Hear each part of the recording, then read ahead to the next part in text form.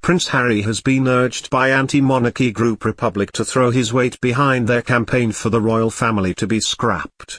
Republic CEO, Graham Smith, urged the Duke of Sussex to call for an end to the monarchy after Harry lashed out about being a member of the royal family in a new podcast interview. Mr. Smith said the Duke's sentiments are democratic and Republican at heart.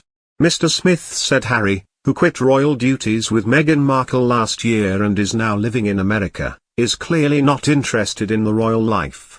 The Republic CEO added, when he quotes Meghan saying "You don't need to be a princess, you can create the life that will be better than any princesses," that's a democratic, Republican sentiment. That's a call to bring the monarchy to a close. It's time we all moved on. For the sake of Harry and William's children, and for the sake of British democracy. To most people, the Queen is the monarchy is the Queen. The Queen is the true believer, the princes are just acting out a role. Now is the time to decide to bring the curtain down on the whole show when the Queen's reign comes to an end. He may not have reached that conclusion yet, but Harry's sentiments are democratic and Republican at heart. No doubt influenced by his American wife. His privilege colors his judgment, but he is showing a way out for the royals and for the country. An amicable end to the monarchy is possible. Harry opened up about life as a royal during an interview on the podcast Armchair Expert with Dax Shepard. The Duke compared living as a member of the royal family to a mixture between The Truman Show and being in a zoo. He also said he wants to break the cycle of the pain and suffering of his upbringing with his own children. Harry said, "There is no blame. I don't think we should be pointing the finger or blaming anybody. But certainly when it comes to parenting, if I've experienced some form of pain or suffering because of the pain or suffering that perhaps my father or my parents had suffered, I'm going to make sure I break that cycle so that I don't pass it on, basically.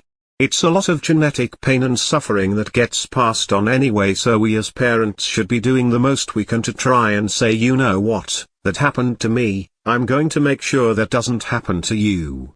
He added, "It's hard to do, but for me, it comes down to awareness. I never saw it, I never knew about it, and then suddenly I started to piece it together and go, okay, so this is where he went to school, this is what happened, I know this about his life, I also know that is connected to his parents, so that means he's treated me the way he was treated, so how can I change that for my own kids?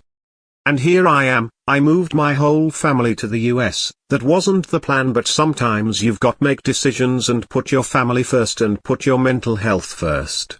The Duke and Duchess of Sussex quit as working royals in March 2020 for a new life in California. The Duke and Duchess of Sussex are expecting their second child and are parents to 2-year-old son Archie. Speaking on the podcast Armchair Expert with Dax Shepard, Harry described his life as a mixture between The Truman Show and being in a zoo. He added, "There is no blame. I don't think we should be pointing the finger or blaming anybody. But certainly when it comes to parenting, if I've experienced some form of pain or suffering because of the pain or suffering that perhaps my father or my parents had suffered, I'm going to make sure I break that cycle so that I don't pass it on, basically."